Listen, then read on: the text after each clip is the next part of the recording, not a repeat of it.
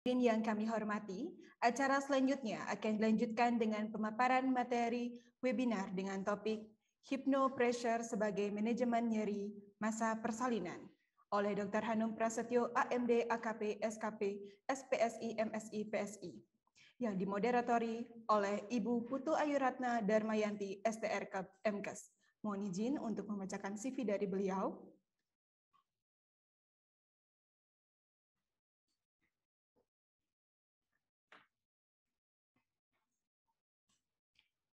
Baik, untuk CV dari beliau, nama lengkap Putu Ayu Ratna Darmayanti, STR MKes, NIDN 0812069201,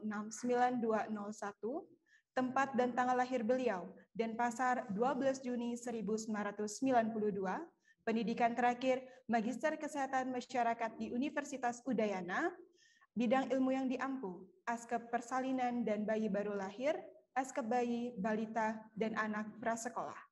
Untuk mempersingkat waktu, kepada Ibu Putu Ayu Ratna Darmayanti, STR MKes, kami persilahkan. Terima kasih kepada MC atas waktu yang telah diberikan kepada saya selaku moderator. Selamat siang kepada seluruh peserta, panitia, dan narasumber yang hadir pada acara webinar sesi ketiga hari ini. Om Swastiastu, Assalamualaikum warahmatullahi wabarakatuh, Shalom, Namo Buddhaya, salam kebajikan untuk kita semua. Izin saya memandu jalannya webinar sesi ketiga siang ini bersama narasumber hebat kita, Dr. Hanum Prasetya, ahli media akupuntur, sarjana keperawatan, sarjana psikologi, magister psikologi, dengan tema yang sangat menarik yaitu Hypnopressure sebagai manajemen nyeri masa persalinan. Sebelum pemaparan materi, izinkan saya melakukan kontrak waktu terlebih dahulu, di mana sesi ketiga akan berlangsung selama 90 menit, 60 menit pertama adalah pemaparan materi, 30 menit berikutnya adalah sesi diskusi dan tanya jawab. Pada sesi tanya jawab, peserta webinar diperkenankan menuliskan pertanyaan pada kolom chat atau dengan melakukan raise hand terlebih dahulu. Pada sesi tanya jawab ini, nanti akan dibuka sesi jika memang sesi pertanyaannya ada banyak yang bertanya, nanti akan dibuka 2-3 sesi. Saya akan memaparkan terlebih dahulu dengan singkat CV narasumber kita siang ini.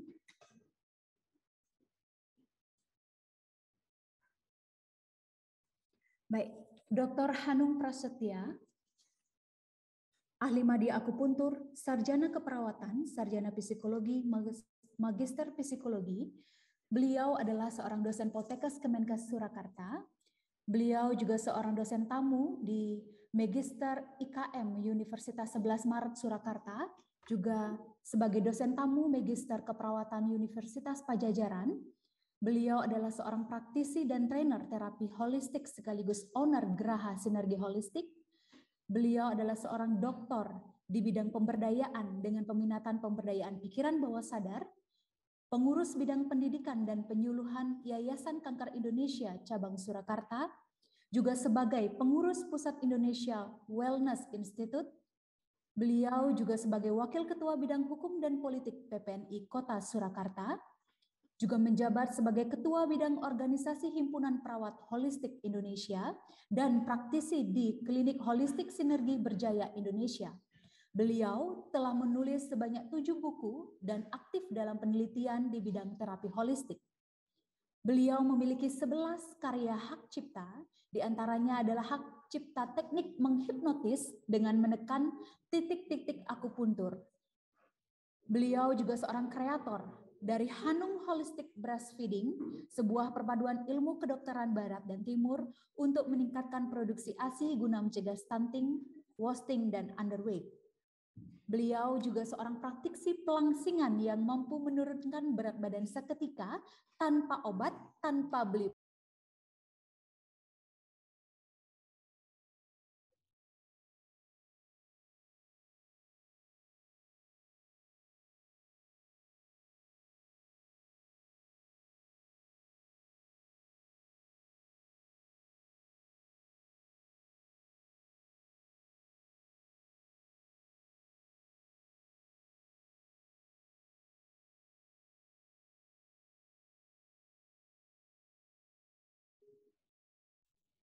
Baik, saya lanjutkan. Mohon maaf, tadi ada kesalahan teknis. Beliau juga memiliki berbagai prestasi dan penghargaan baik secara nasional maupun internasional. Baik, selanjutnya ini adalah beberapa dokumentasi karya dari beliau. Buku, beberapa buku yang telah beliau terbitkan. Lanjut. Lanjut. Baik. Baik, selanjutnya saya persilahkan kepada Dr. Hanung Prasetya untuk memaparkan materi hypnopressor sebagai manajemen nyeri masa persalinan. Dr. Hanung, apakah dokter yang akan share atau dari kami saja, dokter? Saya sendiri aja. Baik. Suara saya bagus? Biar panitia yang share nih, Dok. Oke, siap. Saya sendiri ya, saya yang share sendiri. Oh, baik. Dokter, bisa dengar suara saya? Oh, sangat jelas. Suara saya jelas nggak? Nggih, jelas, Dok. Oh ya. Saya pakai headset, kalau jelas tetap. Silakan, Dok, dimulai pemaparan materinya. Baik, terima kasih untuk Ibu Moderator. Assalamualaikum warahmatullahi wabarakatuh. Shalom, Om Swastiastu, Namo Buddhaya, salam kebajikan yang sangat luar biasa ini. Dan juga untuk para peserta webinar yang berbahagia dan saya hormati. Ketika saya mengisi di sini, ini saya serasa ketemu teman-teman lama. Ya. Mohon maaf, rupanya ada salah teknis. Ya. Oke, Bapak, sudah clear, Bapak. Ya, baik, biasanya lancar di sini. Saya boleh share screen, diizinkan dijadikan co-host? Siap, Dok. Ya. Karena ada beberapa materi yang saya tambahkan, jadi. Sampun, dokter. Oh, terus, ya. Jadi ini materi yang akan kita bahas pada siang hari ini. Ya, sedikit refresh ya, Sebenarnya kehamilan itu apa? Mungkin bagi Anda, Bapak Ibu dosen, atau teman-teman bidan sudah sangat hafal ya. Tapi bagi mahasiswa, sedikit saya refresh ya. Kehamilan itu merupakan episode dramatis terhadap kondisi biologis, perubahan psikologis, dan adaptasi dari seorang wanita yang pernah mengalaminya. Nah, ketika bicara kehamilan untuk bidan, saya sering berkata tentang persalinan yang normal. Persalinan dan kelahiran normal itu proses pengeluaran janin yang terjadi pada kehamilan cukup bulan, lahir spontan, dengan presentasi belakang kepala yang berlangsung dalam 18 jam. Tanpa komplikasi, baik pada ibu maupun pada janin. Dengan tanda-tanda rasa sakit oleh adanya his yang datang lebih kuat, sering dan teratur. Kemudian keluar lendir bercampur darah, ya sering kita sebut sebagai show, yang lebih banyak karena ada robekan-robekan kecil pada cervix. Kadang-kadang ketuban pecah dengan sendirinya, dan pada pemeriksaan dalam itu ada ditemukan cervix mendatar dan pembukaan yang telah ada. Nah, itu sedikit refresh. Nah, sekarang apa yang dapat terjadi saat kehamilan atau saat proses persalinan? Mungkin ada yang tahu, mau menjawab. Barangkali ada doorpass-nya. Nyeri. Ya. Nyeri. Ya. Kalau melahirkan itu orang sering bilang nyeri. Sekarang, mengapa jika melahirkan itu nyeri? Saya sering bertanya ke mahasiswi yang belum pernah menikah, belum pernah hamil. Bagaimana rasanya saat melahirkan? Sakit, Pak. Nyeri, Pak. Lah, Anda kan belum pernah melahirkan. Ya, orang kan banyak bilang begitu. Ya, oke. Nah, pertanyaannya, mengapa kalau melahirkan itu nyeri? Satu, ada faktor psikis. Faktor psikis dalam menghadapi persalinan ini merupakan faktor yang sangat penting, memengaruhi lancar tidaknya proses kelahiran. Ya, yang pertama faktor psikis. Yang kedua, multigravida. Pada multigravida, perasaannya terganggu karena rasa takut, rasa tegang. Dan akhirnya apa? Menjadi cemas. Ada bayangan rasa sakit yang dideritanya dulu sewaktu melahirkan. Ya. Ada bayangan rasa sakit yang dulu ketika dia melahirkan pertama kali. Kemudian, apa yang terjadi? Apa yang Anda lakukan ketika pasien itu nyeri saat proses persalinan? Biasanya apa, teman-teman? Kalau sampai ketemu pasien nyeri, apa yang kita lakukan? Saya ingat ya, waktu saya masih sekolah, saya dulu waktu ngambil skripsi di S1, skripsi saya tentang kecemasan suami ya mendampingi ibu infarto primipara. Ya, waktu itu tahun 90-an ya. Belum banyak sekolah kebidanan, jadi kami juga diwajibkan menolong persalinan. Ya. Saya sendiri sudah pernah menolong 35 kali proses persalinan. Ya, jadi ada pengalaman ya, meskipun sudah sangat lama. Nah, apa yang kita lakukan saat nyeri? Oke, kita sedikit recall. Nyeri itu apa? Nyeri itu apa?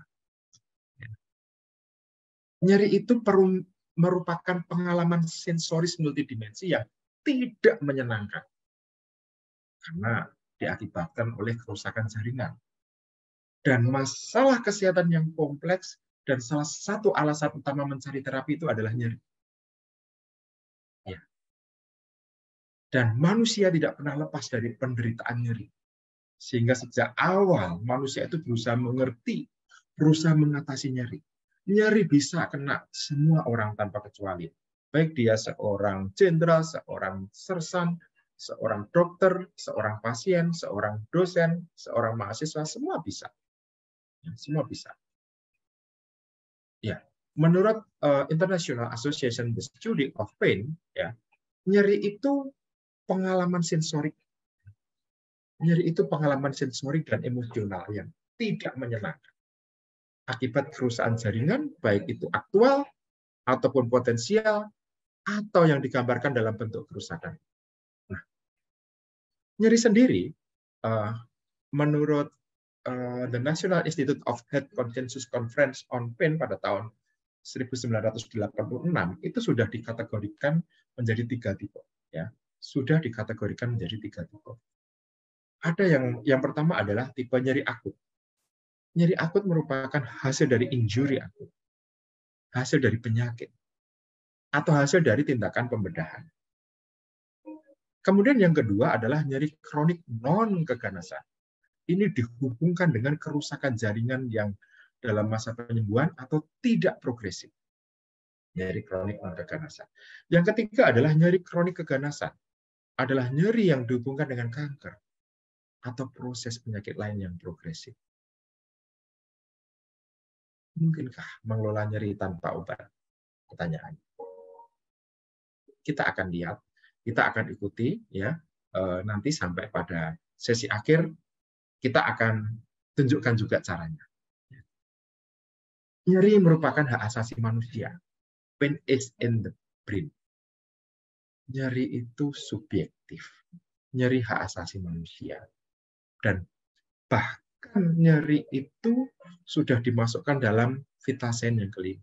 Selain respirasi, pulse, blood pressure, dan temperatur. Ya. Ini. Semua tenaga kesehatan harus mampu menilai nyeri setiap saat. Anda berbahagia sekali, para mahasiswa di ITKes Bali, ya, yang belum sekolah di sana, Anda boleh merasakan bagaimana atmosfer nuansanya, meskipun internasional, tapi tetap budaya itu tetap dijunjung tinggi, kearifan lokal dijunjung tinggi, otaknya luar biasa hebat. Dan di sini saya yakin, ketika Anda belajar, Anda akan dididik menjadi tenaga kesehatan yang hebat. Nah, semua tenaga kesehatan harus mampu menilai nyeri setiap saat, itu pendapat saya. Ya. Ini sudah ada publikasinya, ya. Ada publikasinya. Banyak sekali publikasi terhadap nyeri. Saya sendiri sudah melakukan penelitian bagaimana menggunakan hipnosis untuk perawatan luka pada pasien supaya mengurangi nyerinya. Kemudian juga melakukan meta-analisis efek akupresur untuk menurunkan nyeri pada dysmenorrhea. Kemudian juga melakukan meta-analisis pada akupresur dan birthing ball exercise, ya, yang dihubungkan dengan nyeri persalinan. Kemudian juga efektif penggunaan hipnoterapi untuk menurunkan nyeri pada pasien kanker serviks, ya. Nyeri sudah terbukti bisa dikelola. Dan salah satu kepuasan pasien, ya, salah satu kepuasan pasien adalah cepat terbebas dari nyeri. Cepat terbebas dari nyeri.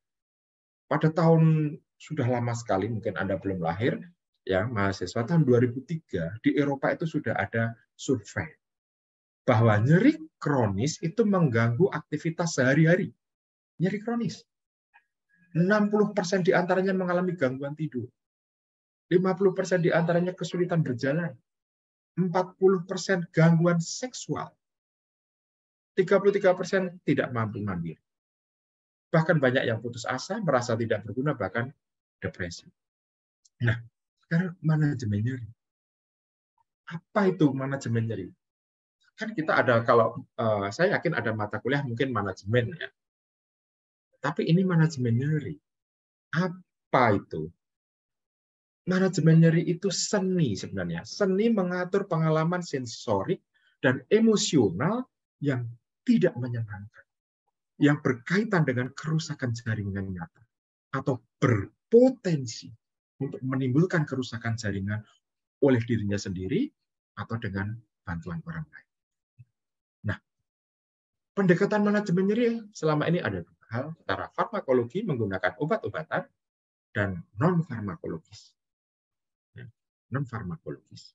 Hari ini saya membahas tentang bagaimana mengelola nyeri secara non-farmakologis. Ada banyak sekali. Ada neuro-linguistic programming tekniknya, ada emotional freedom teknik, ada hipnosis, ada quantum touch, ada akupunktur, ada akupresur, dan banyak sekali. Ya, banyak sekali. Ya, banyak sekali. Oke. Nah, nyeri itu ada dalam pikiran sehingga bisa dikontrol. Saya izin mau mutar film dulu, ya. Oke. Cuman ini filmnya saya tidak punya izin lisensi. Mohon kalau misalnya nanti di YouTube kan bisa bijaksana supaya tidak terkena ITE, ya. Cuma karena untuk kepentingan ini saya akan sajikan untuk kepentingan Anda, ya, supaya Anda bisa melihat, Anda bisa menikmati seperti apa sebenarnya, ya. Oke, bentar. Ya. Sebentar.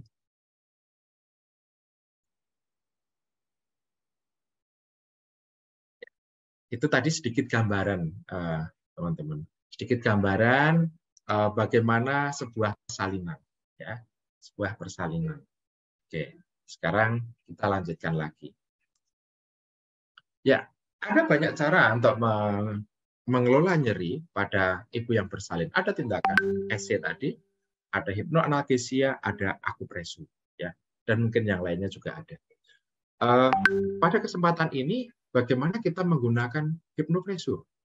Ya, hipnopresur itu apa? Hipnopresur itu adalah kombinasi penggunaan hipnosis dengan akupresur. Ya, hipnosis adalah sebuah teknik yang sudah legendaris. Ya. Dan tadi sudah saya katakan, secara psikologis, nyeri itu sifatnya subjektif. Di mana individu mempelajari tentang nyeri melalui pengalaman yang dimulai dari awal masa kehidupannya. Pain is in the brain. Jadi bisa dikontrol. Apakah ada orang yang melahirkan dengan nyaman? Mungkin tadi ada materi gentle birth, ya, Bu, ya. Itu mungkin dijelaskan, saya tadi tidak mengikuti karena ada kegiatan juga. Mungkinkah melahirkan tanpa rasa nyeri? Atau nyaman mungkin, ya. Lebih tepat, mungkinkah melahirkan dengan nyaman? Pain is in the brain. Jika Anda mau, pasti bisa. Ya. Jika Anda mau, pasti bisa. Ya. Metode persalinan nyaman ini bisa dilakukan dengan berbagai cara.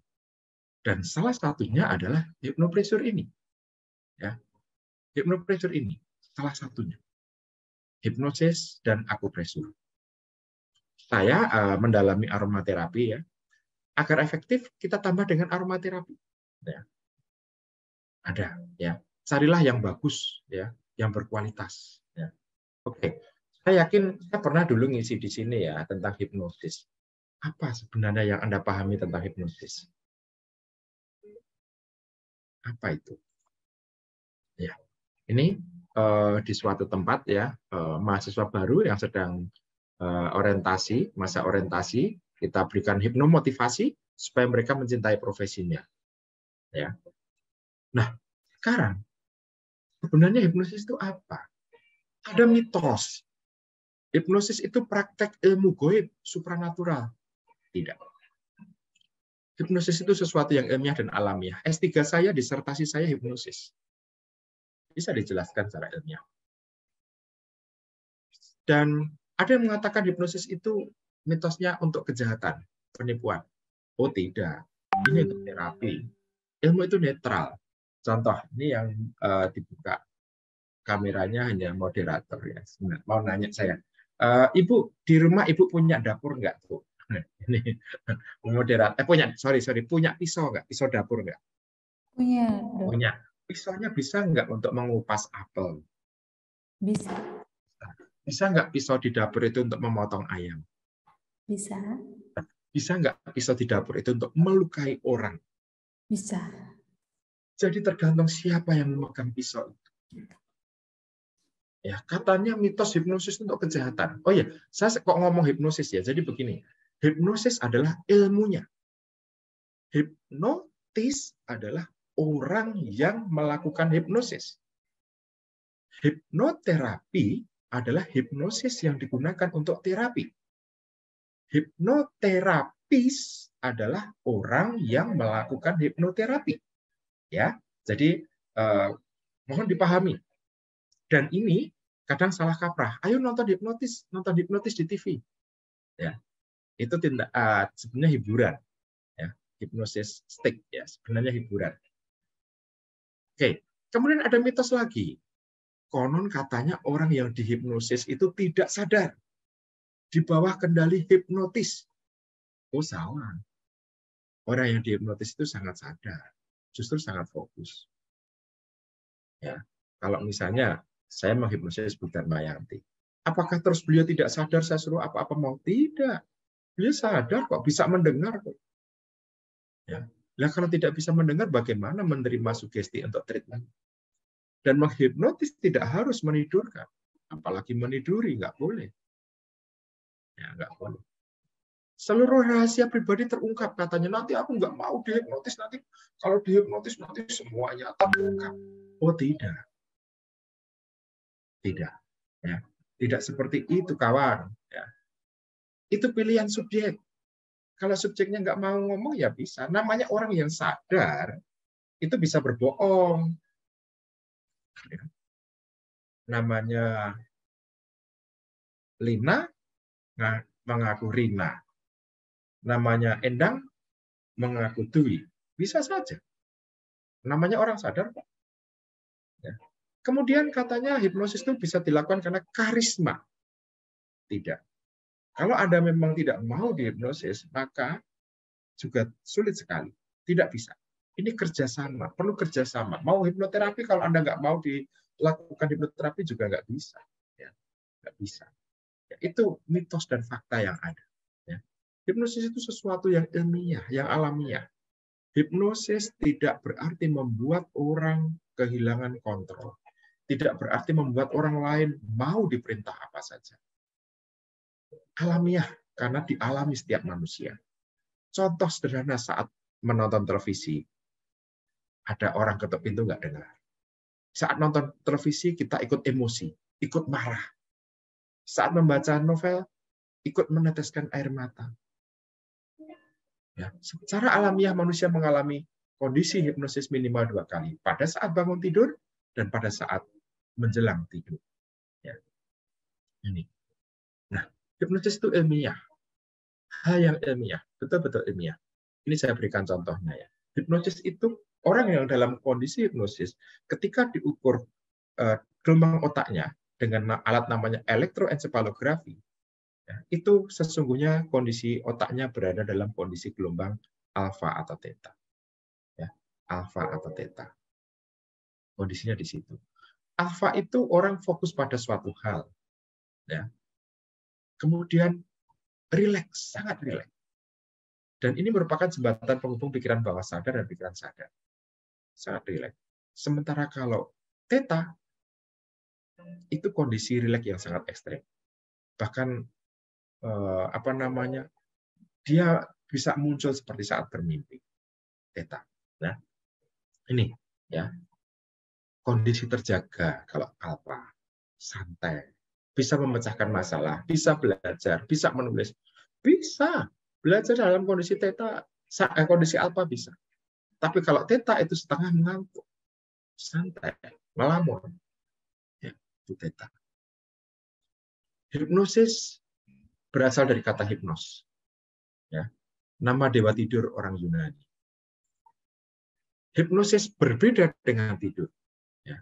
Anda lihat itu gambarnya. Yang satu mulutnya dibuka, oh ini, ya. Dia tidur, tidak sadar mulutnya terbuka. Kalaupun ada nyamuk masuk, dia mungkin lupa menutup mulutnya. Tidak mendengar suara-suara di sekitarnya. Tidak. Ibarat orang kuliah, orang ikut seminar itu hanya HP-nya aja yang absen supaya dapat sertifikat akreditasi dari IPI. Tapi orangnya nggak ada. Apapun yang disampaikan nggak tahu. Tapi kalau hipnosis itu seperti tidur. Dia bisa mendengar dengan jelas. Bisa merespon informasi yang diterima. Beda. Ya, makanya sering orang itu bilang, saya itu dihipnosis nggak mempan. Kenapa? Lah saya bisa mendengar kok. Lah ya memang orang dihipnosis itu bisa mendengar. Orang dihipnosis itu bisa merespon. Bisa. Makanya ada hipnosis untuk pertunjukan itu menggunakan teknik hipnosis untuk pertunjukan. Ya, sangat bisa. Ini wajah dewa hipnosis dalam legenda Yunani. Sebenarnya hipnosis ini sudah lama ya. Sejarahnya sudah lama. Berdasarkan buku-buku Mesir kuno, India, Arab atau Yunani, hipnosis itu telah dikenal ribuan tahun yang lalu. Tapi memang di Indonesia kita agak terlambat. Ya, ini sejarahnya tadi seperti itu. Ya. Jadi hipnosis itu sebenarnya kalau kita lihat definisinya menurut WHO adalah keadaan setengah sadar disebabkan oleh sugesti relaksasi dan perhatian yang terkonsentrasi pada objek tunggal menurut WHO, dan sudah lama sekali, tahun 1994. Sementara Kaplan mengatakan hipnosis adalah kondisi seseorang mampu berespon terhadap sugesti yang sesuai dengan mengalami perubahan persepsi, daya ingat atau mood. Kilstrom mengatakan beda lagi. Banyak sekali pengertian definisi hipnosis, tapi saya rangkum hipnosis itu adalah imajinasi yang terbuka. Hipnosis adalah imajinasi yang terbuka. Ya. Nah, bagaimana dengan hipnoanalgesia? Hipnoanalgesia ini adalah salah satu pengembangan dari ilmu hipnosis, dan sejarahnya pun juga sudah lama. Ya. Sejarahnya sudah lama. Waktu itu Profesor John Elliotson dari University Hospital di London, di Inggris, dia mengenal hipnosis dari Richard Shevnik. Ya. Richard Shevnik itu murid dari Faria dan mendalami hipnosis dari Baron de Bottet. Ya. Nah, beliau ini, Profesor Elliotson ini, memulai hipnosis tahun 1837. Beliau menemukan bahwa pasiennya dapat menjalani pembedahan tanpa merasa nyeri. Pasiennya dapat menjalani pembedahan tanpa terasa nyeri. Beliau, Profesor Elliotson, melakukan hipnosis kepada pasiennya kapanpun. Kapanpun itu memungkinkan untuk dilakukan tindakan. Kemudian di India, di Calcutta, ada dokter asal Skotlandia namanya Dr. James Esdale. Beliau telah melakukan ribuan operasi kecil dan 300 operasi besar tanpa rasa sakit. Ini betul. Ya. Dan banyak sekali jurnal-jurnal yang menjelaskan tentang hipnosis, banyak sekali. Ya, banyak sekali. Termasuk di International Journal of Clinical and Experimental Hypnosis juga menjelaskan tentang mencantumkan, ada mempublikasikan tentang efek hipnosis untuk mengelola nyeri selama kehamilan. Ini pada wanita di Iran. Ya. Ini banyak sekali. Nah, mengapa pilih hipnosis? Tadi sudah saya sampaikan. Setiap orang pernah mengalami peristiwa hipnosis. Ya, karena peristiwa hipnosis adalah alam. Peristiwa yang alam. Dan ketika kita menggunakan hipnosis, kita sebenarnya sedang memberdayakan pikiran bawah sadar. Supaya lebih berdaya, pikiran sadar kita itu hanya 12%. Pikiran bawah sadar adalah 88%. Contoh sederhana. Ini karena yang buka Yang paling Bu moderator, saya mau nanya. Bu, kalau saya berikan sesuatu ke Ibu menerima dengan tangan apa, Bu? Tangan kanan, Dok. Tangan kanan. Saya yakin beliau menjawab ini refleks, tidak usah dipikir kanan atau kiri. Kenapa? Karena keyakinan ini sudah ditanamkan oleh lingkungannya sejak kecil. Tentang kesopanan, adat istiadat. Jadi ketika diberi sesuatu pasti begini atau mungkin begini. Ya, ini refleks bawah sadar. Mengapa orang berhenti merokok itu tidak mudah kalau nggak ketemu ahlinya? Ya karena pikiran sadarnya, Allah kamu apa bisa? Merokok itu sulit berhenti. Pikiran bawah sadarnya begitu, tapi pikiran sadarnya aku pengen berhenti. Beda sekali. Nah, oke. Sebenarnya apa indikasi dan kontraindikasinya? Hipnosis atau hipnoterapi indikasinya adalah untuk gangguan somatik dan psikis karena rekaman negatif bawah sadar. Dan bisa juga untuk terapi penunjang, misalnya obat, fisioterapi, pasca pembedahan, akupunktur, bisa sekali. Ya. Indikasi lainnya, persalinan yang nyaman, menurunkan berat badan, berhenti merokok, mengurangi stres, menurunkan nyeri, ngompol, gagap, percaya diri, motivasi, peningkatan belajar, prestasi olahraga, kreativitas, insomnia, dan seterusnya. Tapi hati-hati, ada juga kontraindikasinya. Kalau pasien itu punya bakat psikotik, misalnya punya schizofren, jangan dipaksakan. Dia nanti bisa halusinasi. Atau terapisnya yang mengalami gangguan jiwa. Nggak boleh. Dia sendiri sedang punya masalah besar. Salah satu bahaya dalam hipnosis adalah salah sugesti. Bahaya. Menghipnosis anaknya supaya tidak ngompol. Dek, mulai sekarang kamu tidak ngompol lagi. Mulai sekarang kamu tidak ngompol lagi. Salah, malah ngompol. Coba kalau Anda ingat keponakan Anda, anak Anda, adik Anda, nonton televisi, kita mengingatkan begini. Dia nonton televisinya terlalu dekat, kita mengingatkannya begini. Adik nggak boleh dekat-dekat. Apakah dia langsung mundur? Tidak. Salah itu. Yang benar, adik, ayo mundur. Beda sekali. Ya, beda sekali. Juga kondisi yang tidak tenang. Ya, gaduh gelisah ya tentunya sulit kita memasukkan sugesti. Atau menghilangkan gejala tanpa mempedulikan penyakit yang sesungguhnya. Ini nggak boleh. Pasiennya sakit gigi, dilakukan hipnoanalgesia, sembuh. Hilang nyerinya maksud saya. Terus bilang, udah kamu nggak usah ke dokter gigi, udah sembuh. Salah. Salah. Nyerinya memang rilis. Tetapi kalau ada infeksi, dia perlu juga obat. Ada bengkak, perlu obat. Dia perlu ke dokter gigi. Ini yang kadang sering diabaikan. Ya. Ini yang sering diabaikan. Dan ketika hipnosis digunakan orang yang tidak bertanggung jawab, ini tentunya akan bahaya. Dia sakit kanker, dihipnosis sudah nyaman, tidak mau minum obat, tahu-tahu stadium 4. Ya, karena dia minum obat terus. Obat nyeri, bukan obat kanker. Ya, atau dia dihipnosis, dia dalam kondisi dia punya anchor untuk mengelola nyerinya. Ya, atau dilakukan oleh orang yang bukan ahli. Ini sangat bahaya sekali. Bahaya sekali. Orang yang nggak bertanggung jawab menggunakan hipnosis bahaya sekali. Nah, hipnoanalgesia, apa itu?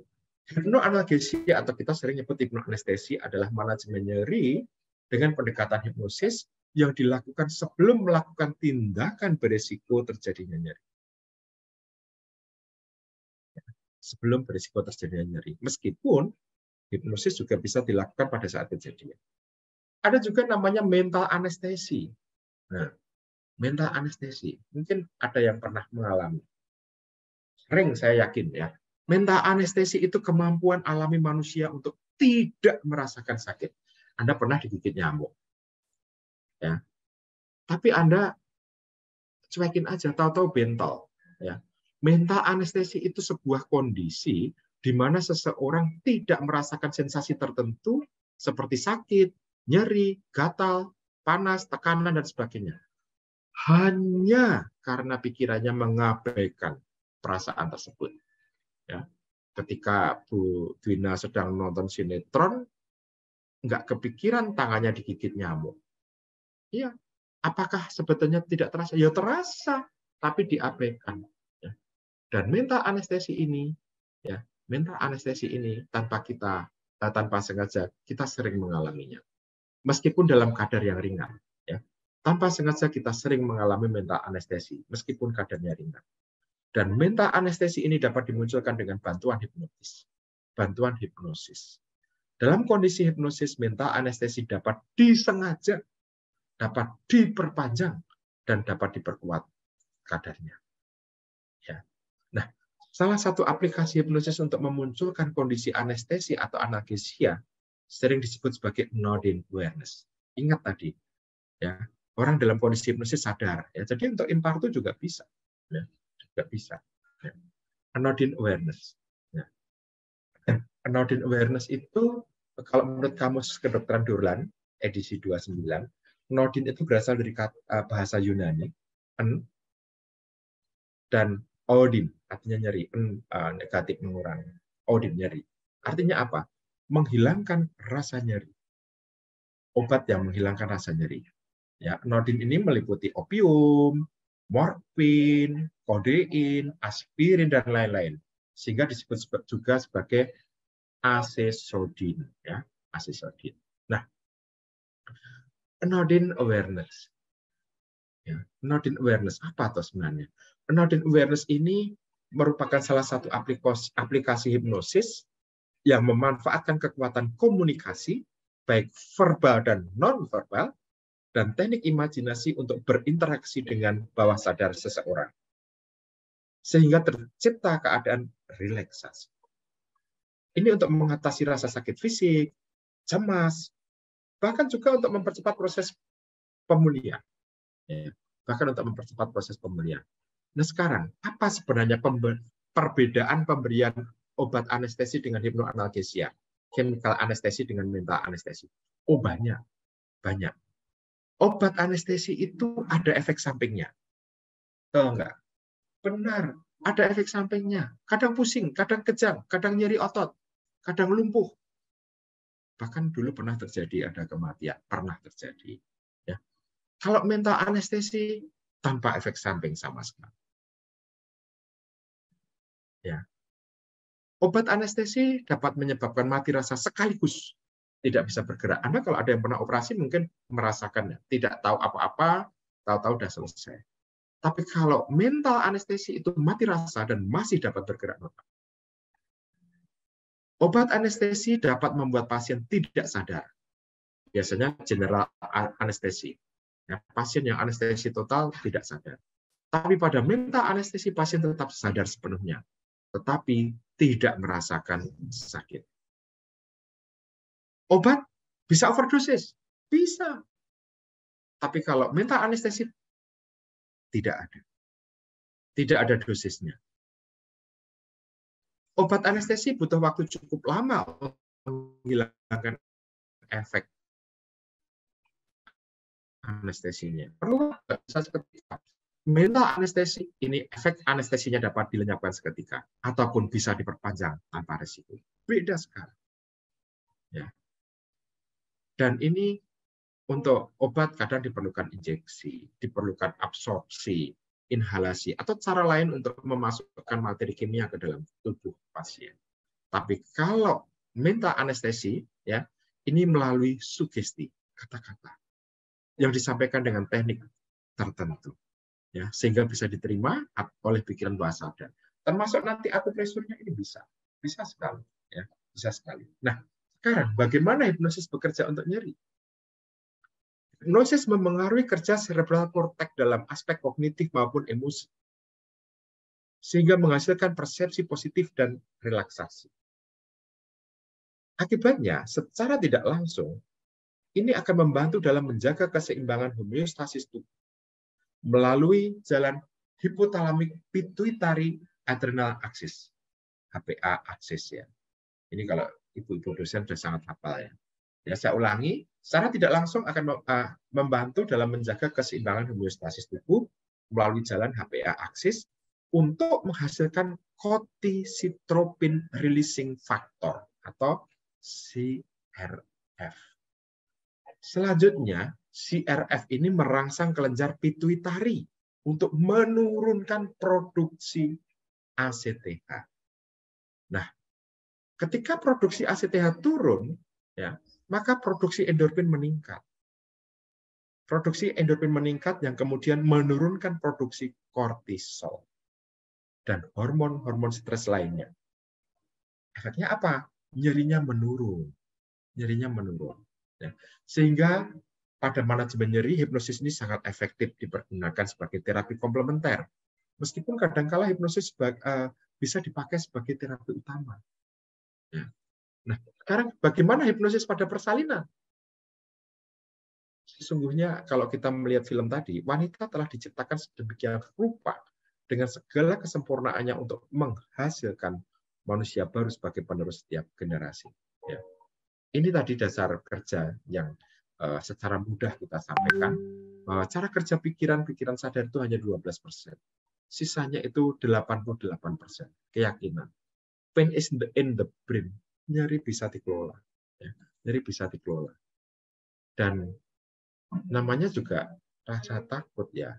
Ini memengaruhi subconscious mind, alam bawah sadar. Ini berperan 88% terhadap fungsi dari rekaman bawah sadar kita. Ya.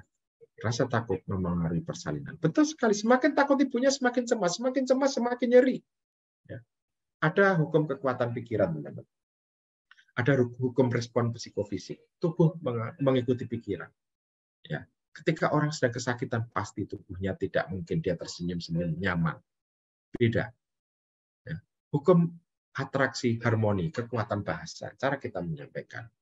Ada juga hukum repetisi. Semakin sering diulang, semakin ingat. Ada hukum motivasi. Ya. Apa yang Anda inginkan, itulah yang Anda dapatkan. Ya. Semakin sering diulang-ulang, itu akhirnya masuk ke pikiran bawah sadar kita. Makanya Anda hati-hati kalau nyanyi lagu-lagu yang cengeng. Anda mensugesti diri Anda. Ya. Mensugesti diri Anda. Nah, kita pengen memberikan bantuan pada orang bersalin dengan teknik hipnosis. Tadi kalau hypnobirthing itu merek ya, merek. Ini saya bukan sebagai orang hypnobirthing, saya sebagai praktisi hipnosis. Yang dilakukan yang dipelajari dalam hipnosis untuk persalinan adalah melakukan relaksasi. Melakukan hipnosis diri, mengubah pemikiran negatif menjadi pemikiran positif. Nah, metode hipnosis itu bisa dilakukan secara sendiri. Ya. Metode hipnosis menurut Mander, ya, selama proses persalinan itu dilakukan secara self hipnosis. Dan self hipnosis dipelajari selama hamil, terutama trimester 2, dalam 3 atau 4 kali pertemuan. Metode hipnosis ini memungkinkan wanita menginterpretasi ulang nyeri kontraksi uterus sebagai sensasi lemah dan tidak dirasakan. Tidak dirasakan. Jadi mungkin terasa, tapi tidak dirasakan. Ya. Dan relaksasi itu bagian dari self-hypnosis. Ya. Saat relaksasi selama proses persalinan, respon stres dan hormon stres berkurang, bahkan kadang nggak diskresi. Ya. Kadang nggak diskresi. Nah, bagaimana relaksasi dan hipnosis untuk persalinan? Suasana harus tenang, nyaman. Lampu diredupkan, kalau perlu tambah aromaterapi, atur posisi berbaring yang nyaman, terjadilah relaksasi. Saat relaksasi, berikan sugesti yang positif. Nah, sekarang bagaimana hipnosis itu bekerja untuk persalinan? Hipnosis mengeksplorasi semua kecemasan dan pendapat bahwa melahirkan adalah menakutkan. Melahirkan adalah sangat sakit. Relaksasi dan hipnosis yang diterima wanita hamil membuat menjadi rileks. Membuat menjadi tenang dan nyaman menjalani persalinannya. Itu. Dan teknik hipnosis memungkinkan wanita melakukan self-hipnosis sepanjang persalinan yang dia alami. Sepanjang persalinan yang dia alami. Bahkan Mary Mongan pernah berkata, hipnosis mampu membantu wanita membingkai harapan yang positif dan mempersiapkan persalinan dengan menciptakan rasa percaya, menciptakan keyakinan pada tubuh sendiri dan pada keselarasan yang alam demonstrasikan dalam persalinan. Itu Mary Mongan tahun 2007 yang. Nah, sekarang apa sebenarnya manfaat hipnosis untuk persalinan? Apa manfaatnya bagi janin? Adakah manfaatnya bagi suami? Manfaat hipnosis untuk persalinan jelas ada, dan ini merupakan formula dasar dari pain management, manajemen nyeri, untuk persalinan normal ataupun tindakan. Dan hipnosis ini mampu menghadirkan rasa nyaman, rasa rileks, perasaan aman selama proses persalinan. Ya, saya ulangi, hipnosis mampu menghadirkan rasa nyaman, rasa rileks, perasaan nyaman, perasaan aman selama proses persalinan. Membuat wanita tetap terjaga dan sadar. Bahkan mempercepat kala satu persalinan. Meningkatkan kadar endorfin untuk mengurangi nyeri. Membantu menjaga suplai oksigen kepada janin selama proses persalinan. Termasuk bagaimana melancarkan proses pernafasan. Manfaat bagi janin. Getaran tenang dan damai akan dirasakan oleh janin. Dan ini merupakan dasar dari perkembangan jiwa. Pertumbuhan janin lebih sehat karena relaksasi ibu membuat hormon-hormon mengalir seimbang melalui plasenta. Bagi suami, bagaimana manfaatnya? Oh, jelas ada. Ketika ibunya rileks saat infarto, suami itu lebih tenang. Emosi menjadi stabil. Kan melihat istrinya senyum-senyum senang. Beda kalau istrinya teriak-teriak. Waduh, dia ikut emosi ketika bidannya, udah Pak, nggak apa-apa Pak, nggak apa-apa Pak, tarik nafas. Misalnya ketika istrinya teriak-teriak, suaminya itu ikut emosi. Ya, emosinya menjadi labil. Ya, kalau tidak ada hipnosis. Tapi kalau di hipnosis, emosi menjadi stabil. Dan di sini membantu memperkuat ikatan batin antara suami istri dan janin yang dikandung. Jelas, apalagi nanti hipnopresur. Wow, menyenangkan itu. Melahirkan itu menyenangkan kok. Menyenangkan. Ada 4 teknik dasar hipnosis untuk persalinan. Ya, yang pertama adalah pernafasan. Kemudian ada relaksasi, ada visualisasi, dan ada self hypnosis. Ya. Saya tidak jelaskan satu persatu, nanti terlalu panjang. Ya. Ya. Oke, nanti kalau ada yang bertanya nanti saya jelaskan. Kemudian akupresur. Apa itu akupresur? Ya, mungkin Anda sudah sering mendengar ya. Akupresur itu apa? Ya, ini sebuah teknik yang sangat mudah juga digunakan. Akupresur itu salah satu macam pemijatan tradisional dengan teknik penekanan pada titik tertentu di permukaan tubuh sesuai dengan titik-titik akupuntur. Ya, di sini kan sudah ada prodi akupuntur. Ini bisa dikolaborasikan. Ya, akupresur sendiri ini merupakan terapi dengan menekan titik akupuntur untuk keseimbangan, ya, melancarkan atau aliran energi. Ya. Nah, manfaatnya apa? Akupresur untuk kita itu. Yang pertama adalah bisa untuk relaksasi. Ya, ini relaksasi. Gambarnya dia seperti dekat dengan bunga. Ya. Ya. Kemudian bisa juga untuk terapi ini. Ini yang morning sickness. Oh, bisa sekali morning sickness. Mengurangi nyeri bisa, dapat. Untuk kebugaran juga dapat. Bisa. Sangat bisa. Terus cara melakukannya bagaimana? Penekanan titik akupuntur dapat dilakukan dengan ujung jari, telapak tangan, atau buku-buku jari, ya, buku jari, atau siku kalau untuk daerah yang ototnya tebal seperti pantat, ya. Bisa. Bisa, ya. Nah, sekarang bagaimana mekanisme kerja akupresur? Mekanisme kerja akupresur adalah menimbulkan vasodilatasi vaskular. Dia akan mengeluarkan hormon yang diperlukan oleh tubuh, di antaranya endorfin, prostaglandin, dan sebagainya. Kenapa ya saya kok getol sekali mengenalkan akupresur? Kalau akupuntur itu hanya boleh dilakukan orang dengan pendidikan minimal D3 akupuntur. Akupuntur itu tenaga yang berbeda. Titik akupuntur itu sangat kecil. Kalau dengan jari, kalau bukan orang yang kompeten, tidak akan bisa bagus efeknya. Ya. Ini, mengapa kok akupresur? Akupresur dibandingkan dengan macam terapi lainnya, misalnya obat dan sebagainya, ini jauh lebih murah, lebih mudah, lebih aman, dan dapat dilakukan sendiri dengan latihan singkat. Kalau siang ini Anda memperhatikan, saya yakin Anda bisa melakukan. Bisa, saya jamin. Ya. Meskipun Anda tutup monitor, tutup kamera, kalau Anda memperhatikan, saya yakin bisa. Tapi tetap memperhatikan. Ya.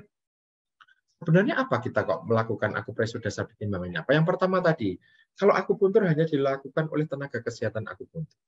Ya.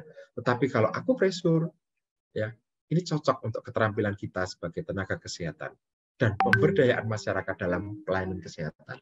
Ya. Selain ekonomis, ini luar biasa. Ya. Dan paling tidak kalau kita memahami titik-titik untuk mengurangi masalah kita, ini kan menolong diri sendiri. Dan ini merupakan teknologi yang tepat guna. Ya. Teknologi yang tepat guna. Nah sekarang, sensasinya bagaimana? Titik-titik akupuntur, kalau dirangsang, ini akan menimbulkan rasa nyeri dalam tumpul, nyerinya nyeri tumpul. Ya, mungkin yang tidak plus kamera bisa praktekkan juga. Ini di sini nanti salah satu titiknya titik aku. Nanti saya tunjukkan gambarnya. Coba ditekan Bu moderator, ya, ditekan. Ini titiknya di sini, ya. Ini ditekan agak nyeri biasanya, agak nyeri. Ya, nanti saya tunjukkan gambarnya dengan lebih jelas ya. Anda yang di sini sebentar. Oh, masih ada yang Oke, nanti kita tunjukkan ya. Tekniknya bagaimana melakukan akupresur? Teknik manipulasi adalah suatu teknik dalam melakukan rangsangan pada titik akupuntur atau dalam melakukan rangsangan sesuai dengan jalur meridian. Ya. Dalam melakukan akupresur, saya sampaikan yang simpel aja. Kita bisa tekan dengan ibu jari, ya. Ini biasanya kita juga bisa dengan jari tunjuk untuk daerah kepala, tangan, kaki, dada, atau perut. Ini bisa. Kemudian kita bisa menekan menggunakan pangkal atau sisi telapak tangan. Tadi sudah saya sampaikan. Ya. Kita bisa menekan menggunakan siku tangan ya untuk daerah otot tebal, misalnya pantat. Ini bisa sekali. Mengurut atau menggosok sepanjang jalur meridian. Ini menggunakan ibu jari. Atau pangkal telapak tangan. Misalnya. Mencubit besar ya misalnya. Atau meremas jalur meridian misalnya di sini. Ya. Ini. Ya. Nah, itu akupresur. Kalau hipnopresur, tadi sudah saya singgung. Hipnopresur adalah kombinasi teknik terapi pikiran ya, dan penyembuhan yang dikombinasikan ya, antara hipnosis dan akupresur. Teknik terapi pikiran dan penyembuhan yang menggunakan kombinasi metode akupresur dan hipnosis untuk memberikan efek terapi. Dan ini bisa dipakai untuk terapi utama, bisa. Ya, saya yakin deh teman-teman bidan tahu. Kalau ada morning sickness apa yang perlu kita lakukan? Ya, selain ada vitamin dan sebagainya, biasanya Bu sebelum bangun tidur Ibu bla bla bla bla bla bla. Ya. Tapi dengan teknik hipnopresur lebih efektif, lebih cepat. Dan ini merupakan terapi komplementer ya. Jadi kalau memang perlu ke bidan, perlu ke dokter ya tetap harus. Ya. Lah, kalau akupuntur tadi tenaga kesehatan, kalau bidan bagaimana? Ya makanya kita gunakan akupresur. Dasar hukumnya ada. Ya, saya tidak tahu kalau di kebidanan kompetensi hipnosis ada atau tidak, tapi kalau di keperawatan ada. Ya. Tapi ini kan terapi komplementer. Ya. Jadi salah satu dasar hukumnya adalah Peraturan Menteri Kesehatan Republik Indonesia nomor 1109 ya tahun 2007 tentang penyelenggaraan. Izin, waktunya pemaparan materi 5 menit. Ya, nggak apa-apa. Ini memang panjang, tapi biar nanti bisa praktek ya, Ibu. Biar pulang bisa dibawa bekalnya. Ya, oke. Jadi penyelenggaraan pengobatan terapi komplementer. Ini dasar hukumnya ya. Saya tidak usah berpanjang-panjang. Nah, sebagai terapi komplementer, akupresur ini sebenarnya sangat aman. Sangat aman. Ya, sangat aman. Sangat aman. Jadi hipnopresur pada titik San Yin Jiao dan Heku, ya nanti titiknya itu cukup 2 ya. Ini efektif untuk mengelola bahkan memperpendek lama persalinan kala aktif fase 1. Ya, sangat efektif untuk mengelola persalinan bahkan memperpendek lama persalinan kala aktif fase 1. Nah, makin pendek di sini dalam arti normal ya. Kenapa? Karena kecemasan dan nyeri ibu ini akan terkendali. Bisa turun sehingga tidak menyebabkan nanti partus precipitatus ya, karena kalau persalinan itu kan juga ada waktunya. Terlalu cepat saya pernah diskusi dengan seorang opsin, ya bisa partus precipitatus kalau kita memberi obat, tapi ini kan tanpa obat. Ya. Masih ingat ya partus precipitatus, saya tidak jelaskan ya supaya waktunya sampai ya. Jadi kalau partus precipitatus itu apa namanya, persalinan berlangsung sangat cepat, ya. Sangat cepat, dan ini bisa membuat terjadi peningkatan risiko komplikasi. Nah, oke. Ini dia, kombinasi hipnopresur ini sangat efektif. Kita akan tunjukkan, saya jelaskan sedikit supaya lebih paham ya. Ini nanti San Jincio dan Hekuk nanti saya tunjukkan, saya jelaskan dulu. Hipnopresur titik San Jincio itu di kaki, ini ada gambarnya ya, di kaki. Sebentar. Ya. Dan Hekuk, titik Hekuk di ibu jari, ini ada gambarnya ya. Oke, sebentar. Ini di ibu jari. Nah, ini merupakan gabungan antara hipnoterapi, ya, satunya diberikan hipnoterapi, ya. Kami sudah membuat audionya, ya. Kalau pelatihan biasanya tetap kita berikan. Jadi bidan tidak akan terganggu dengan teknik ini, ya. Jadi hipnopresur titik San Jincio dan titik Hekuk ini gabungan hipnoterapi dan akupresur, di mana mekanisme akupresur menimbulkan vasodilatasi vaskuler dengan cara teknik manipulasi, yaitu melakukan rangsangan pada titik meridian yang menghubungkan titik San Jincio ke sistem saraf melalui plexus sacralis ke lomba 4, 5, S1, S2, dan S3. Nah, dan cabang saraf siatik ya ini, serta titik Hekuk ke sistem saraf melalui nervus radialis, kemudian masuk ke dalam brachial plexus, kemudian melewati medulla spinalis dan diteruskan ke otak. Ini ada saya gambarnya di situ ya. Akhirnya apa? Ini akan memengaruhi hipotalamus. Ya, memengaruhi hipotalamus sehingga hipofisis anterior menstimulasi neurotransmitter endorfin dan hipofisis posterior menstimulasi oksitosin.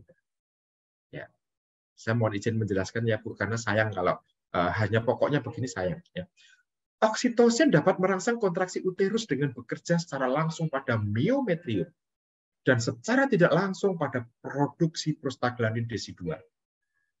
Selain itu, oksitosin endogen dapat mengurangi kecemasan, dapat mengurangi stres, dan rasa sakit dalam persalinan, dan mengaktifkan pusat kebahagiaan atau pusat senang. Nah, pada kasus induksi persalinan dengan menggunakan infus oksitosin sintetis, ini tidak menimbulkan efek yang menguntungkan, yang sama di otak seperti halnya oksitosin endogen yang dilepaskan selama persalinan fisiologis dan kelahiran. Ya. Kenapa? Karena oksitosin dari sirkulasi kan tidak melewati sawar darah.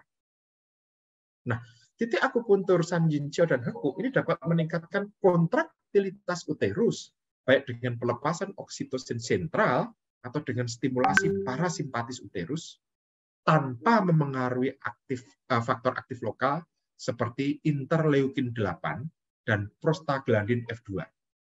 Baik oleh oksitosin sentral pelepasan atau oleh stimulasi parasimpatis rahim yang ada. Ya, ini.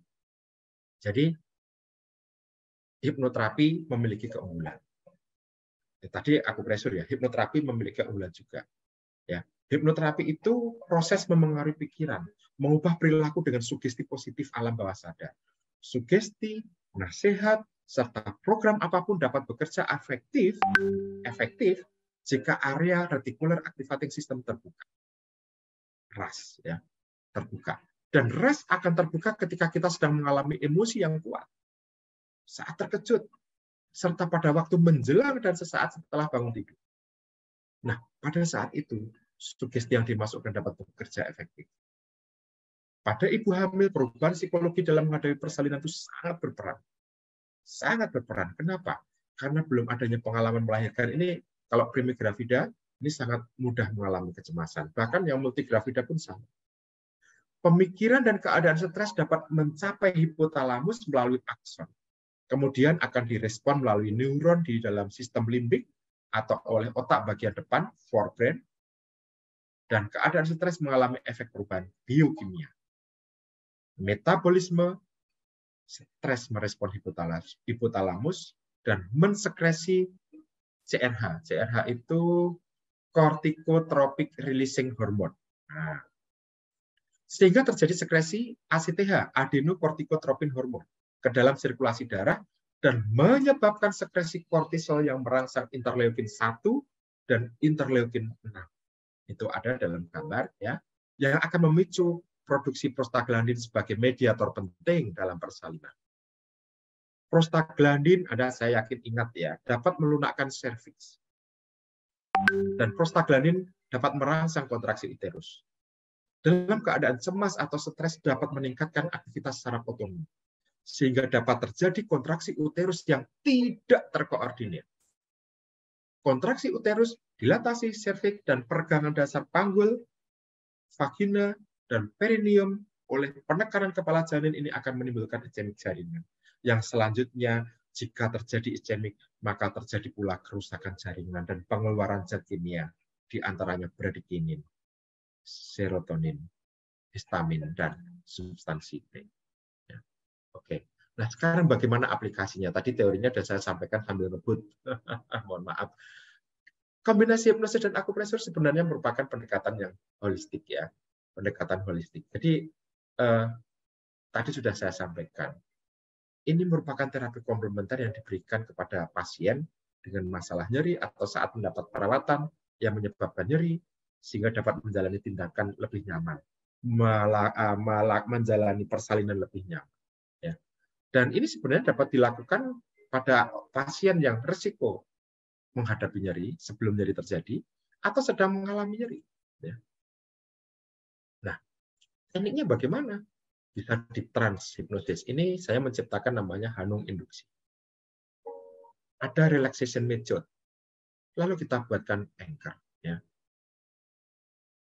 Pada orang yang sedang nyeri, kita bisa lakukan object imagery, distraction method, atau dengan akupresur tadi. Nah, kalau hipnosis pada persalinan, ini bisa kita lakukan sebelum proses persalinan, kalau Anda mengikuti program hipnosis untuk persalinan. Saya sering mengadakan pelatihannya untuk itu. Ya. Hanya kalau di saya sudah kita kombinasikan dengan akupresur. Ya, supaya lebih hebat efeknya. Ada cara menghipnosis dengan cukup menekan titik-titik akupuntur. Dari 361 titik akupuntur itu 13 diantaranya punya efek menghipnotis. Ya. Namun kadang-kadang kalau nggak sempat mengikuti kelas ibu hamil bisa juga dilakukan pada saat persalinan. Dan ini yang akan saya ajarkan pada Anda. Ya. Supaya Anda nanti setelah selesai seminar punya keterampilan. Ini saya menghargai Anda itu. Saya tidak hanya menyampaikan teori saja, tapi keterampilan. Kalau waktunya cukup. Nggak apa-apa. Kalau terakhir kan nggak nabrak peserta lain ya, Bu. Ya paling sambil penasaran. Alat yang kita butuhkan apa? Kursi yang nyaman atau tempat tidur, atau ruangan yang tenang dan nyaman, atau kalau kepepet ya di ruang VK ya nggak apa-apa. Aromaterapi. Ya, kalau Anda sudah punya RB sendiri ya. Ya. Kemudian musik relaksasi. Ini saya memutar musik nggak tahu terdengar nggak sampai di sini. Ya, karena tidak saya masukkan di komputer. Ya. Ini bisa, alatnya ini. Kemudian pasiennya, kalau mau dilakukan tindakan hipnoterapi yang panjang, harus kita beritahu juga. Inform consent wajib. Kita anjurkan dia BAK kalau dia masih aktivitas. Ya. Kalau kita mau lakukan hipnoterapi. Pasien boleh duduk, setengah duduk atau tiduran senyamannya dia. Nah, langkah-langkahnya apa? Langkah-langkahnya kalau dalam hipnosis itu ada namanya preinduksi. Uji subjektivitas, induksi, deepening, sugesti, terminasi. Nah, tapi pada pasien hipnopresur langkahnya bagaimana? Ya, kita bisa mengukur kalau Anda lagi kuliah, mengukur tingkat nyerinya. Ya. Kalau nilainya sekitar 4 ke bawah, Anda bisa lakukan intervensi. Ya. Kemudian juga pasien kita suruh istirahat dulu. Kita persiapkan untuk sesi hipnosis. Di sini biasanya kami gunakan audio. Tapi kalaupun tidak ada audio, kita tetap bisa melakukan akupresur sambil memberi sugesti, Bu, relax Bu, ya. Ini ketika muncul kontraksi kita bisa bantu. Ya. Tapi kalau sudah ada audio, ya kami buat audio juga. Ini pasien suruh berbaring senyaman mungkin, serileks mungkin. Kemudian kita bisa lakukan sentuhan ringan di daerah yang diinginkan subjek, misalnya di mana. Ya, touch itu penting sekali, makanya ada touch healing. Dan saat klien atau pasien dalam kondisi relaksasi, ya relaksasi uterus maksudnya ya, lakukan relaksasi otot, ya, kita lakukan juga persiapan-persiapan lainnya. Ya. Jadi saat mau melakukan hipnosis, kita lakukan relaksasi dari otot wajah hingga kaki, misalnya. Kita bisa lakukan bimbingan kalau menggunakan rekaman atau audio, kalau Anda belum pernah belajar hipnosis. Dan akan lebih efektif jika menggunakan headset. Ya. Jadi kita ngajari pasien cara menggunakan headsetnya. Pak, kalau infartu bisa nggak? Ya bisa. Nanti infartu sugestinya tidak usah panjang-panjang. Kemudian kita tentukan titik Sanjinjou dan Heku. Nanti saya tunjukkan. Ya. Dengan memusatkan nanti tekanan titik pada ibu jari. Ya. Kedalaman penekanan itu sekitar sepertiga bagian kuku, ya, sampai terlihat pucat. Ya. Ini sebentar. Ya. Ini tadi kelas 1 sebentar. Nah, ini titik Heku. Ya, ini titik Heku.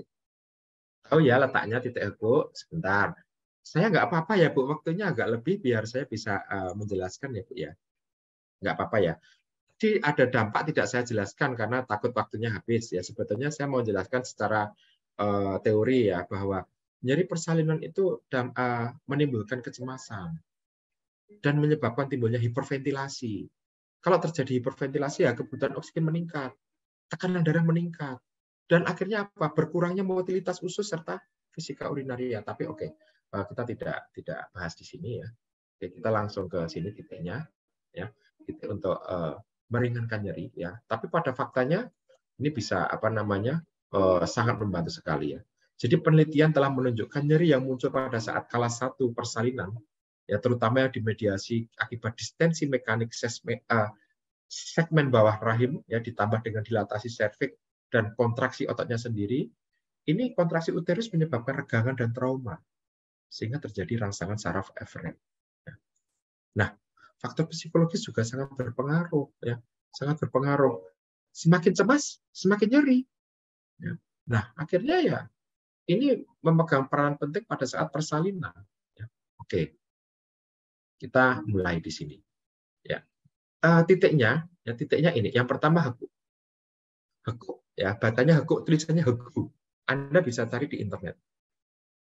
Ya, nomenklatur dari WHO LI4, Lung Intestinum 4. Menurut penelitian Chu dan Chow di Cina, sudah lama sekali ini ya, QU tulisannya Chu dan Chow, dia menyimpulkan bahwa stimulus pada titik lung intestinum atau Heku atau LI4 dan Sanjinjou itu ini, sebentar, ini, dan Sanjinjou atau spleen 6 ini dapat meningkatkan kadar beta endorfin dan serotonin dalam darah yang dapat menurunkan nyeri persalinan dan meningkatkan relaksasi. Ya, ini penelitian di Cina. Ya. Nah, stimulasi akupresur pada titik Heku ini mengakibatkan endokin, jalur antinosiseptif dan di hipotalamus ya, jalur antinosiseptif di hipotalamus dan otak tengah karena peningkatan endorfinergik di hipotalamus ya. Neuron endorfinergik ini turun ke PAG dan raphe nukleus sehingga menghambat rangsangan nyeri. Nah, jalur serotonin ini menghubungkan sumsum tulang belakang dari batang otak yang memainkan peran penting suasana hati dan emosi. Ya. Dan serotonin ini dilepaskan dari nukleus accumbens. Hipnopresur pada titik Heku atau LI4 dan Sanjinjou atau spleen 6 ini mengeluarkan beta endorfin dan serotonin yang dapat menghambat rangsangan nyeri. Dan penggunaan hipnopresur jelas lebih efektif menghambat nyeri persalinan ketika terjadi penambahan pembukaan serviks dan peningkatan kontraksi rahim. Dan titik akupuntur itu merupakan zone of autonomic concentration yang membuat hubungan dengan organ lain, membuat hubungan dengan organ-organ dalam. Sehingga rangsangan pada zona ini akan memengaruhi fungsi organ yang bersangkutan. Rangsangan pada zona ini akan berjalan secara segmental ke medula spinalis. Sehingga pada akhirnya dapat memengaruhi serabut saraf simpatis maupun serabut saraf parasimpatis. Nah, serabut saraf simpatis itu keluar dari ini ya. Serabut saraf simpatis itu keluar dari medula spinalis pada segmen torakolumbal. Sedangkan serabut saraf parasimpatis itu keluar dari kranial melalui saraf kranial 3, saraf kranial 7, saraf kranial 9 dan 10, dan keluar dari medula spinalis pada segmen sakral, sehingga titik ini dapat menghambat nyeri persalinan. Ini posisi titiknya, Heku. Saya boleh tutup ini sambil kita biar nanti bisa. Coba teman-teman ya, titik Heku di sini, Bu Dwina posisinya tahu ya, di sini ya. Peserta yang lain mungkin bisa Boleh mengaktifkan ya. videonya. Ya, ini sebentar, ini saya buat galeri aja. Ya, Bu, ini ada Bu Selase. Selamat siang Bu Selase. Tahu ya Bu posisi Heku-nya ya Bu? Ya, ya, ini yang saya sapa yang buka kamera Bu Sri Supianti, bisa kalau ditekan rasanya agak nyeri ya Bu Sri Supianti ya. Ya, ini berarti pas caranya ya. Kemudian ini yang lainnya ya saya tidak tahu karena tidak buka kamera, tidak saya sapa. Ya, titiknya tahu ya Bu Made Nortini, ya Bu Made, ya di sini ya. Ya, Bu Ketut Martiase, tahu ya, agak nyeri ya Bu ya, agak nyeri ya ditekan. Ya, Bu Putu Sri Haryati dari tadi menyimak terus saya lihat, terasa nyeri ya. Oke, terasa nyeri. Ada yang belum jelas titik Heku? Oke, siap. Baik, kalau sudah kita lanjutkan ya. Mohon maaf waktunya lebih, tapi tujuan saya supaya teman-teman nanti bisa mempraktekkan. Salah satu fungsi titik Heku adalah merangsang kontraksi uterus. Tadi sudah saya sampaikan seperti orang trans tadi. Sambil saya sampaikan. Ya, titik Heku. Ini biar jelas lagi ya. Ini di sini. Biar jelas lagi di sini. Jadi ini bukan goib ya. Ini ada ilmunya, ada penjelasannya. Ya, sudah banyak jurnalnya. Ya. Oke. Ini udah ya, Heku jelas. Sekarang San Yin Chio. Nah, San Yin Chio itu di mana? Ini jelas sekali San Yin Chio. 4 jari dari mata kaki. Mata kaki dalam ya, teman-teman ya. Ini yang ada ibu jarinya. Ya. Mata kaki yang dalam. Di situ titiknya menempel pada tulang. Ada nggak di sini? Oh, nggak ada. Titiknya menempel pada tulang. Ya, coba. Ini kakinya di bawah semua sih ya, nggak apa-apa. Menempel pada tulang. Itu kalau ditekan, Bu Dharmayanti, mungkin terasa lebih nyeri juga. Salah satu ciri titik akupunktur ketika dirangsang itu menimbulkan rasa nyeri dalam tumpul. Nyeri dalam tumpul. Ya. Oke, coba sebentar saya stop share dulu. Ya. Oke, Bu Selasi ketemu? Nyeri nempel tulang ya, Bu ya? Nempel di tulang. Bu Made Nortini ketemu? Ketemu ya. Bu Ketut Mertiasih ketemu? Titiknya nanti boleh dipraktekkan ke pasiennya. Ya, Bu Putu Sri Haryati ketemu Bu, titiknya lebih nyeri. Ya, Mbak Farah, selamat siang Mbak Farah. Ya, ketemu. Ini sangat efektif menurunkan nyeri. Ya, sangat efektif. Oke, sudah ya. Ini yang di sini sudah tahu semua. Nah, sekarang sebagai penutup. Oke. Oh, kita simpulkan dulu. Sebenarnya tubuh manusia itu sangat luar biasa. Tadi di film sudah saya tunjukkan. Kenapa? Karena dia memiliki kecerdasan tersendiri dan punya segala sesuatu yang dibutuhkan untuk mengatasi masalah. Yang kita perlukan hanyalah cara untuk menggunakannya. Pain is in the brain. Pain is in the brain. Ya. Dan hipnopressure itu sebetulnya ilmiah dan efektif. Siapapun dapat belajar hipnopressure, termasuk Anda. Hanya saran saya belajarlah pada narasumber yang tepat. Supaya tidak seolah pakai goib, pakai energi. Beda. Saya juga orang yang belajar energi, tapi ketika hipnosis itu ilmiah. Beda. Tidak usah diisi di ini, enggak ilmiah. Nah, saya sekarang yang sudah tidak beranikah tanamkan BPM-nya bebas nyeri. Saya kira itu, silakan. Saya lebih suka kalau ada tanya jawab, tukar pengalaman atau pikiran supaya nanti bisa benar-benar dimanfaatkan, diterapkan. Terima kasih untuk perhatiannya. Dan Assalamualaikum warahmatullahi wabarakatuh. Om Swastiastu, salam kebajikan. Silakan kalau ada yang mau bertanya. Saya tutup. Ya, demikianlah tadi paparan materi yang sangat bermanfaat dari narasumber sesi ketiga ini. Baik, saat ini saya buka sesi tanya jawab pertama untuk 3 orang penanya.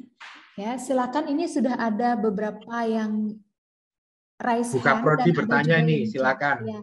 Harus Baik, kita mulai dulu yang pertama mungkin dari Ibu Kaprodi kita, Ibu Gusti Doyu. Silakan, Ibu. Nggih, selamat siang, Selamat Bapak siang, Anu. Ibu. Nggih. Maaf saya terlalu cepat ya Bu, karena sudah diberitahu waktunya. Sebetulnya saya pengen jelaskan mekanismenya secara pelan-pelan, tapi waktunya. Nggih. Baik, Pak Hanung, ini materinya luar biasa sekali. Kebetulan saya di tim pengajar komplementer, jadi saya memang sangat tertarik sekali memang bidang yang berbau natural gitu ya. Salah satunya adalah tentang hipnotis. Nah, ini mau nanya sama Bapak. Yang pertama, tadi Bapak menyampaikan bahwa minimal manusia itu mengalami hipnosis dia 2 kali, baru bangun dan menjelang tidur gitu ya Pak ya. Nah, apakah mohon dijelaskan lebih spesifik waktunya baru bangun dan menjelang tidur ini, sehingga saya sebagai seorang ibu nanti bisa memberikan sugesti kepada anak gitu nih. Itu pertanyaan saya yang pertama. Yang kedua, beberapa pasien yang pernah saya temui Bapak, jadi dia mengatakan di persalinan kedua, saya nggak mau persalinan normal, trauma Bu di persalinan pertama gitu ya. Apakah trauma seseorang itu bisa diobati Bapak dengan menggunakan hipnosis? Pertanyaan saya yang kedua Bapak. Satu-satu dulu Bu, oh, ya, supaya nanti nggak kelewatan ya. Tadi baik, orang itu mengalami kondisi hipnosis minimal 2 kali per hari. Menjelang tidur, menjelang bangun tidur. Ketika kita sangat sadar betul, kita itu gelombang otak kita kalau diukur itu beta, diukur dengan elektroensefalografi. Itu gelombang otak kita beta. Tapi ketika menjelang tidur, kita pelan-pelan. Mata sudah tertutup, sudah rileks.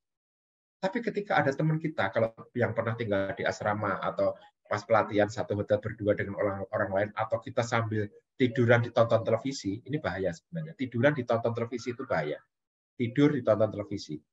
Ketika gelombang otak mulai turun ke alfa, kita tidak mengkritisi informasi yang kita terima. Apapun diterima. Itu kondisi gelombang otak alfa. Kita tidak tahu kalau nggak diukur, tapi itulah kondisinya. Karena orang yang dihipnosis itu kan bisa mendengar. Nah, ini untuk teman-teman di sini yang sudah punya putra kecil, pengen menghipnosis, ya, ini bisa dilakukan. Ya, Dedek mulai sekarang kalau mau pipis bilang, nggak boleh, Dedek nggak boleh ngomong lagi, salah. Kalau mau pipis bilang, ya, Dedek ini orang hebat, ya, misalnya Mama sayang, ya sama katakan panggil aja namanya, ya. Sayang, kamu rajin belajar ya nak ya. Ketika anaknya itu mulai tiduran, dia mendengar kok, "Elah mama," nggak apa-apa, harus repetisi, diulang-ulang. Nah, saat bangun tidur adalah ketika dia itu masih tidur, ayam itu juga pagi tadi pasti merasakan. Matanya belum buka, tapi sudah bisa mendengar suara-suara. Itu sebenarnya kondisi gelombang otak alfa atau theta. Makanya mendoakan anak ya sesuai dengan keyakinan kita, mensugesti anak, hipnoparenting salah satu caranya itu pada saat dia tidur atau menjelang tidur. Makanya kalau orang tua Indonesia itu kadang aneh ya, saya punya filmnya tapi nanti kelamaan. Anaknya sering diancam, Nina bubuk, Nina bubuk. Kalau tidak bubuk, digigit nyamuk. Itu mengancam. Siapa yang ngajari? Orang tuanya. Ya, oke, ini nanti hipnoparenting. Itu ya Bu ya, yang pertama. Yang kedua, trauma bisa kita rilis dengan hipnosis. Bisa, ya, bisa kita rilis. Ya banyak sekali caranya, banyak sekali cara. Intinya bisa. Yang ketiga apa Bu Betina? Baik, terima kasih dokter atas informasinya. Ini saya nanya Dok, ini di luar sedikit di luar materi. Saya pernah lihat di salah satu sosmed gitu ya. Jadi anak kecil yang dia trauma makan nasi gitu ya sampai umur 5 tahun. Kemudian diberikan terapi, sepertinya itu diberikan hipnoterapi. Apakah anak-anak itu aman untuk diberikan terapi hipnoterapi hipnosis itu, dokter? Itu pertanyaan saya yang pertama. Ya, Apakah, baik. Silakan. Satu dulu ya. Ini pertanyaan yang bagus. Banyak sekali, saya buka praktek ya, teman-teman. Jadi saya berani menyampaikan materi itu bukan karena saya membaca materi, tidak. Tapi saya praktek. Ya. Nah, banyak sekali orang tua membawa anak-anaknya ke saya, itu berpikiran seperti membawa baju kotor ke laundry. Bawa datang dengan segala masalahnya, dan nanti ketika diambil sudah wangi. Tidak bisa. Semua masalah anak berasal dari lingkungan terdekat, termasuk kecanduan game. Ayo coba dirunut. Makan juga sama. Bisa nggak? Bisa. Kita rilis, kita bisa. Memang perlu waktu. Biasanya orang ketemu terapis itu kan hanya 1 jam, 2 jam, 3 jam. Tapi 23 jam, 22 jam, 21 jam ketemu lingkungan terdekatnya. Karena kalau saya ngomong keluarganya marah mereka. Ya. Belum tentu bisa terima. Lingkungan terdekatnya. Yang merawat kadang-kadang cari mudah aja, kasih makan. Ada loh anak umur 5 tahun nggak mau makan nasi, makanya Indomie, makanya mie instan terus. Ada.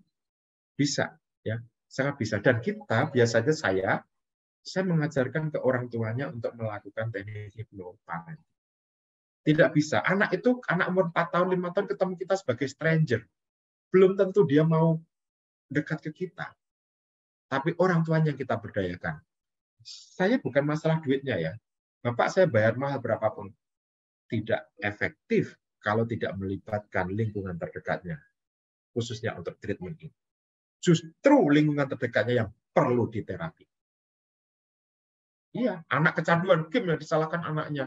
Lah dulu mamanya lagi asik searching belanja, anaknya rewel terus kasih HP, ya seneng mamanya.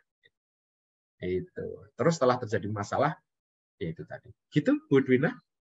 Oke, baik. Terima kasih. Satu lagi, dokter bisa nggih? Nggak apa-apa, ini kayak ujian tesis. Nggak apa-apa, santai aja.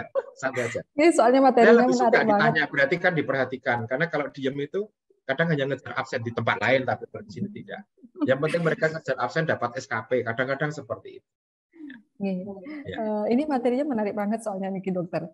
Yang berikutnya saya mau tanya dokter, tadi di salah satu slide-nya dokter itu ada 12% bahwa kita berada di alam sadar, 88% kita berada di alam bawah sadar. Berarti tadi sempat dokter menyampaikan, ya disampaikan saja berulang kali, berulang. Berarti secara tidak langsung alam bawah sadar kita mempunyai peranan yang penting ya dokter ya? Sangat penting sekali.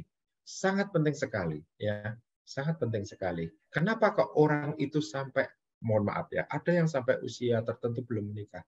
Setelah dirunut-runut dalam pengkajian dengan teknik hipnosis, ternyata dia pernah trauma. Oh, ternyata dia pernah melihat, bukan trauma dengan lawan jenisnya. Di keluarga, orang tuanya berantem sampai seperti itu. Akhirnya berpisah.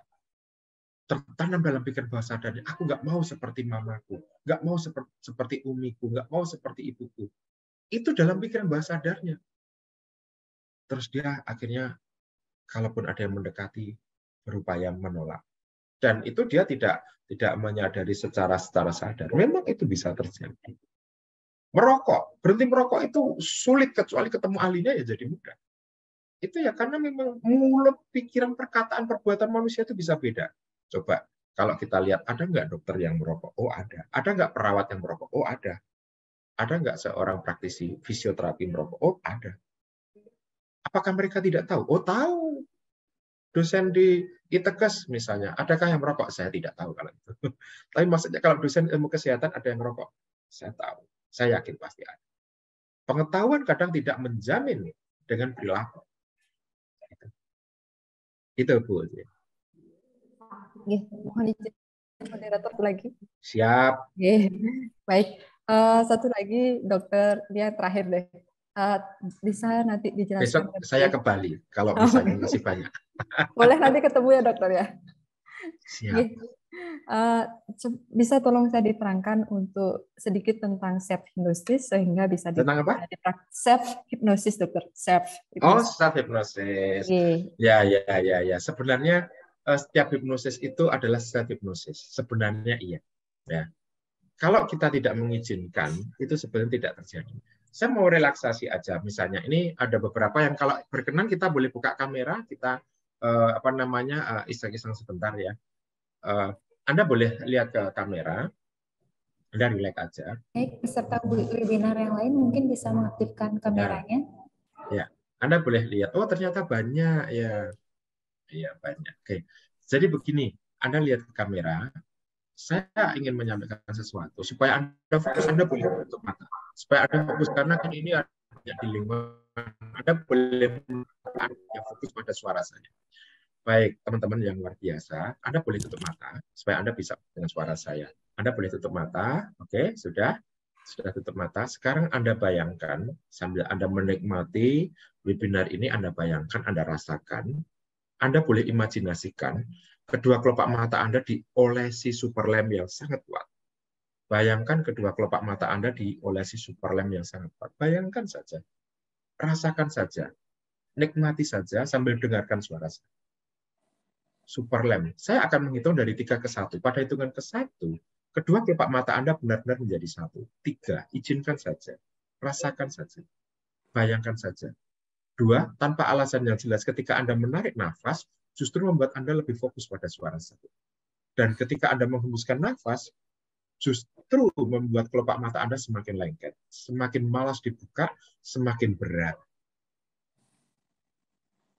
1 benar-benar menjadi 1. Tanpa alasan yang jelas ketika Anda mencoba untuk membuka, justru semakin lengket. Biarkan saja, nikmati saja. Semakin Anda mencoba untuk membuka, justru semakin lengket. Anda boleh mencoba untuk membuka. Boleh dicoba dibuka. Ya.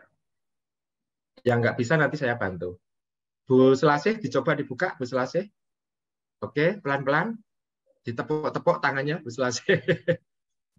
Bu Dwina juga kena. Ya Bu Dwina, oke, biar aja nikmati, santai aja Bu, nggak usah dikucek-kucek. Yang lainnya ada. Oh, Mbak Moderator, Bu Moderator. Bu Dwina sudah? Oke. Untuk moderator ini Bu Darmayanti ya? Ya. Iya, betul. Oke, santai aja Anda. Sekarang gini, bayangkan aja sekarang lemnya dipindah ke bawah, ke mulut. Coba bayangkan lemnya dipindah ke mulut. Boleh dibantu dengan tangan, diimajinasikan pakai tangan. Bu Darmayanti. Oke, dipindah ke mulut. Oke, bayangkan aja sekarang. Oke, mulutnya jadi lebih lengket sekarang ya. Sehingga ketika mau bicara mulutnya lebih lengket.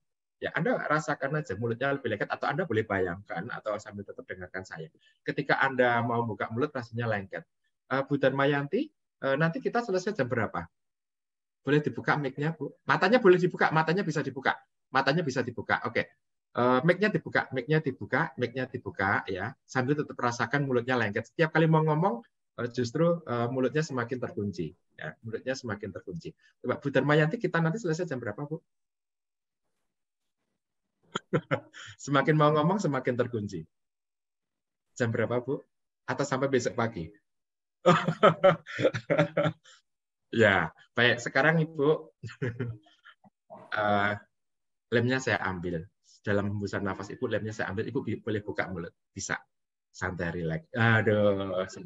Sudah bisa, Bu? Nyaman, rileks? Ya, gitu. Jadi, teman-teman kan ada yang tidak maksud saya tidak lengket matanya. Karena tidak mengizinkan. Self-hypnosis. Semua hipnosis itu self-hypnosis. Ya. Gitu. Gitu, ya, Bu Dwina. Luar biasa, Bapak.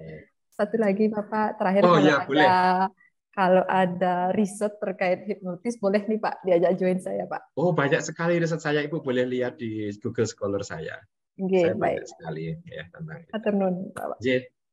Mbak Wali. Ya. Itu ada Bu Bidan Hartanti, silahkan. Silakan Bu Hartanti. Bu moderator sudah bisa ngomong, senang saya. Karena tadi nggak bisa. Silakan Bu Hartanti. Atau kepencet. Bu Hartanti, bisa dengar suara saya? Ibu mau bertanya mungkin?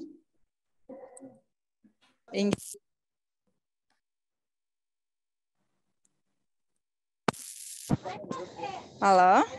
Ya, Ibu.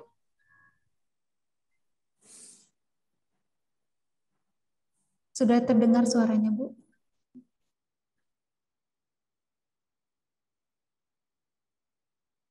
Oke, sambil menunggu beliau, ini saya baca di kolom chat ya. Di kolom chat. Ya, ini ada dari Misi Ani, Mbak Misi Ani. Apakah masih di sini? Oh, Bu Bidan Hartanti. Silakan, Bu. Silakan Ibu Hartanti.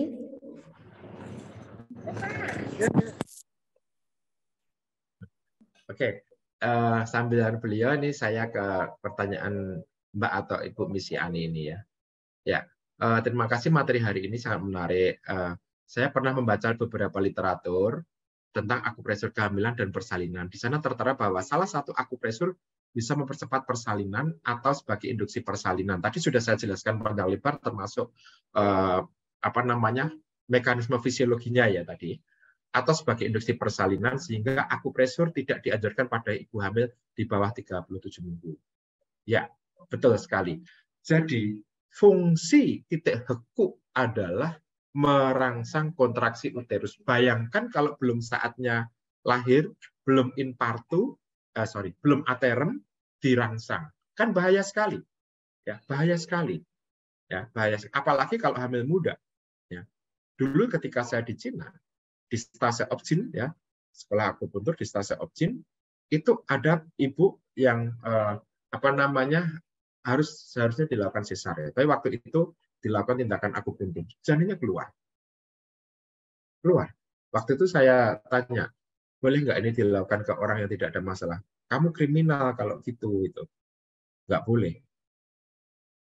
Titik hekuk tidak boleh orang yang hamil muda. Ingat, sangat bahaya sekali.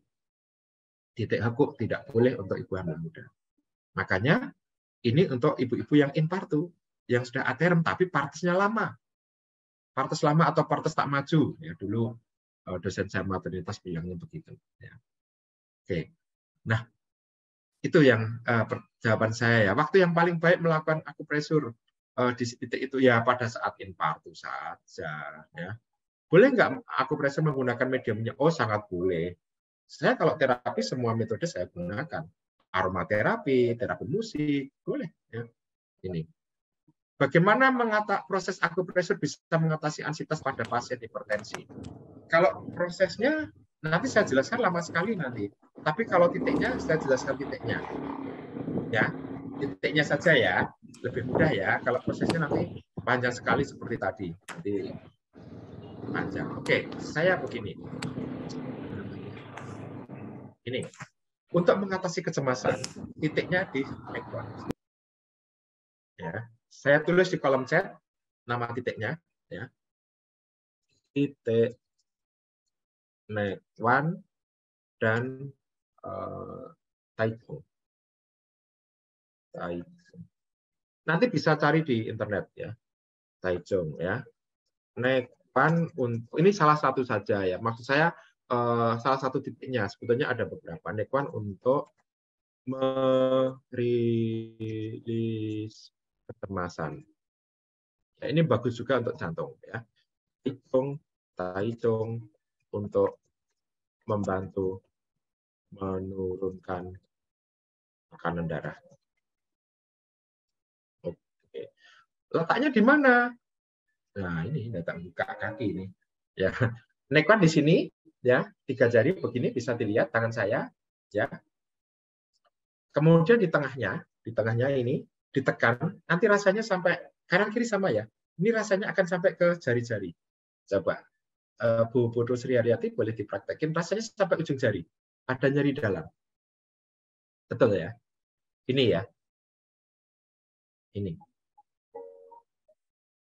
Ya. Nanti kalau tidak cari di letaknya, cari di internet ada tulisannya neckbone ya, neckbone position ya, neckbone position ya, cari ya, ada. Yang satu Taijong itu ini jari kaki, ibu jari kaki dan jari kedua kaki ini di agak sini ya. Saya tidak nyiapin gambarnya soalnya ya. Nanti cari di Google ada, tapi titiknya sudah ada, sudah saya tulis. Kode WHO-nya Taijong itu liver 3, LR3. Kemudian kalau neckbone itu pericardium 6, saya tulis di sini aja. Ya, neckbone atau pericardium 6. Kemudian Taijong atau Taijong liver 3. Oke. Itu jawaban saya untuk yang WA. Ya. Oke, baik. Terima kasih Dr. Hanung. Bagaimana Ibu Misiani? Mudah-mudahan sampai ya. Wali, ya. Sudah, Ya, terima Bu kasih. Dina, apa kabar Bu Dina? Ya. Baik Bapak, baik, kami baik semua Pak, di Bali sehat. Nggih. Nggih. Materinya enak sekali Pak. Sebetulnya mau saya jelaskan patofisiologinya tapi waktunya ya. Tapi tadi sudah sempat ya. Jadi Nggih, kenapa ya? Nanti berikutnya kita sambung di pertemuan berikutnya mungkin Pak. Cuman kalau di upload ke YouTube mohon nanti yang di film tadi dipotong ya, karena itu materi di suatu pelatihan. Oh, nggih. Yang bersangkutan mungkin tidak mengizinkan, tapi karena untuk teman-teman di sini ya kita berikan semua yang saya tahu. Nggih. Nggih. Terima kasih Bapak. Nggih. Mangga silakan. Nggih. Ibu Hartanti bagaimana? Masih ada yang mau ditanyakan? Karena tadi sempat raise hand. Karena beliau di keramaian kelihatannya. Nih, baik. Sepertinya tidak nih, Bu Hartanti. Ya. Apakah ada lagi yang lain yang ingin bertanya? Oh ya, Bu Hartanti bilang di kolom chat masih di jalan. Ya. Nih, ada lagi yang ingin bertanya? Baik, sepertinya sudah cukup jelas. Ya. Dr. Hanung. Baik. Karena sesi tanya jawab ini juga sudah berakhir, izinkan saya menarik kesimpulan webinar sesi ketiga siang ini, gitu. Jadi dalam menghadapi proses persalinan, ibu akan mengalami nyeri persalinan yang disebabkan oleh beberapa faktor. Salah satunya adalah psikologis. Nah, sebagai upaya dalam mengelola nyeri persalinan, ini dapat dilakukan dengan pendekatan non-farmakologis, yaitu secara hypnopressor, yang merupakan gabungan dari metode hipnosis dan akupressor. Yang definisinya adalah terapi kombinasi pikiran dan penekanan pada titik akupuntur. Nah, manfaatnya sendiri adalah untuk menciptakan perasaan aman, nyaman, relaksasi, memberikan sugesti positif untuk menurunkan nyeri persalinan. Di mana titik hipnopressor ini ada dua yang bisa dilakukan, yaitu teknik San Yin Jiao dan teknik Hegu yang sudah kita praktekkan bersama-sama. Begitu ya. Baik, sebelum webinar sesi ketiga ini saya tutup. Nah, ada sebuah pantun dari saya, Dok, dan peserta yang lain. Jadi, badan gemuk banyak lemak, kalau lebaran buat ketupat. Terima kasih sudah menyimak, semoga webinar ini bermanfaat. Ya, terima kasih pada narasumber hebat kita siang ini, Bapak Dr. Hanung Prasetya, ahli madi akupuntur, sarjana keperawatan, sarjana psikologi, magister psikologi untuk materi webinarnya yang sangat menarik. Baik, silakan ibu-ibu bisa, peserta webinar bisa mengisi link absensi sesi ketiga dan juga ada Google Drive untuk materi dari sesi pertama sampai sesi ketiga. Baik, akhir kata saya ucapkan penutup Om Santi Santi Santi Om. Wassalamualaikum warahmatullahi wabarakatuh. Shalom nama budaya. Salam sejahtera untuk kita semua. Acara selanjutnya saya kembalikan kepada MC. Saya juga mengucapkan baik, mohon hadirin bunga selasih acara di bawah dilanjutkan Mama. dengan Terima penyerahan kasih. sertifikat. Kami mohon perkenan Ibu Wakil Rektor 1 ITKes Bali untuk memberikan sertifikat secara simbolis kepada narasumber. Baik, selamat siang Bapak. Selamat siang. Terima kasih Bapak atas waktunya siang sampai sore hari ini Bapak. Pengalaman-pengalaman hebat, materi-materi yang sangat baik untuk kami semua Bapak. Terutama adik-adik kami, mahasiswa kebidanan kami telah mendapatkan pencerahan yang begitu banyak sampai Ibu Kaprodi pun banyak bertanya juga Pak. Saya pun menyimak full Pak. Tidak meninggalkan sedetik pun Pak Hanum. Seksma. Nanti kapan-kapan kita akan mengundang Bapak lagi atau kami akan mengunjungi Bapak ke Solo nanti Pak. Kami akan main lagi ke tempat Bapak. Silakan. Terima kasih Bapak. Akhir kata kami ucapkan terima kasih. Om Santi Bapak. Nggih.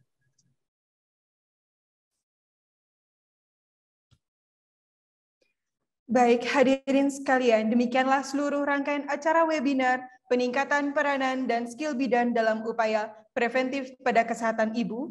Kami ucapkan terima kasih atas perhatian dan kebersamaan hadirin dan seluruh undangan. Serta kami mohon maaf apabila dalam rangkaian pelaksanaan acara dan penerimaan kami ada hal-hal yang kiranya kurang berkenan di hati Bapak, Ibu, dan seluruh undangan. Akhir kata kami ucapkan terima kasih.